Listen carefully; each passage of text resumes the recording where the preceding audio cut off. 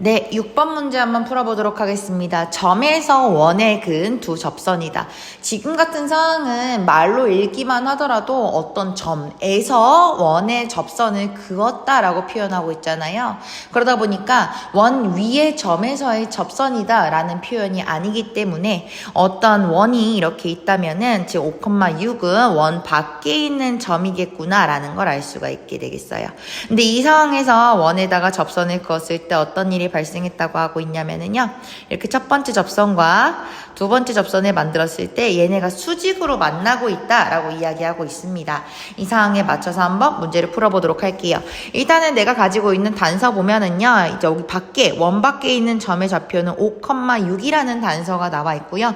그 다음에 이 원 같은 경우에는 어떤 상태냐, 2,3을 기본적으로 원의 중심점으로 가지고 있고요. 그 다음에 여기 있는 반지름 길이가 얼이다 라고 봐주시면 되겠습니다. 여기도 얼, 여기도 얼.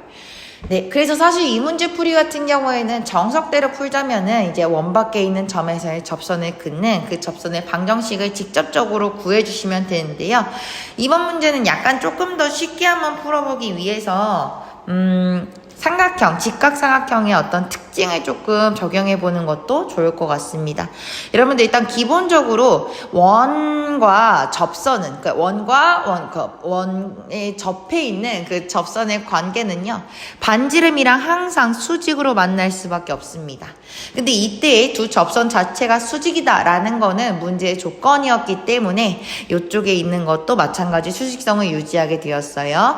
이 안에 있는 사각형 지금 바라보셨을 때 이 사각형 같은 경우에는 기본적으로 사각형이기 때문에 내각의 총합이 360도가 돼야 됩니다. 근데 이미 270도를 다 사용을 해버렸죠. 나머지 하나의 각도 90도다 라는 걸 알 수 있어요. 즉 다시 말해 안쪽에 있는 이 사각형의 형태가 기본적으로는 사각형의 형태를 띠고 있고요.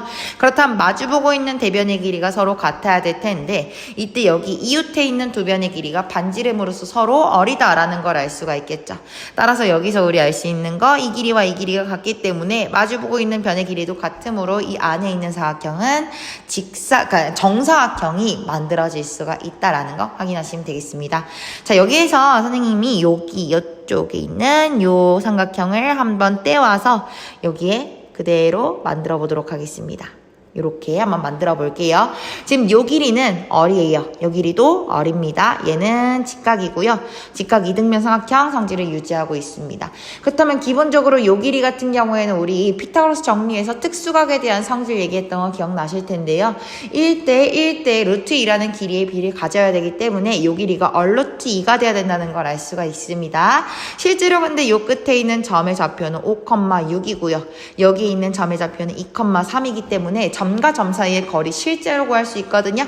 그럼 이 길이가 뭐가 나와야 되냐? 루트 x 길이의 차이의 제곱이니까 9 플러스 y 길이의 차이 제곱이니까 9 이렇게 넣어주시면 되겠습니다. 그럼 얘는 결국에 루트 18이다 라는 거를 알 수가 있겠죠.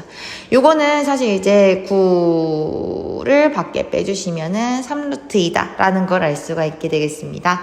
따라서 지금 원래 우리가 얘기했던 길이의 비율 1대1대 루트 2로서의 길이의 비율로 이 빗변의 길이가 R루트 2다 라고 얘기한 값과 3루트 2라는 값이 같아야 되므로 R값은 최종적으로 3이다 라고 조금 간단하게 문제를 풀어줄 수가 있겠죠.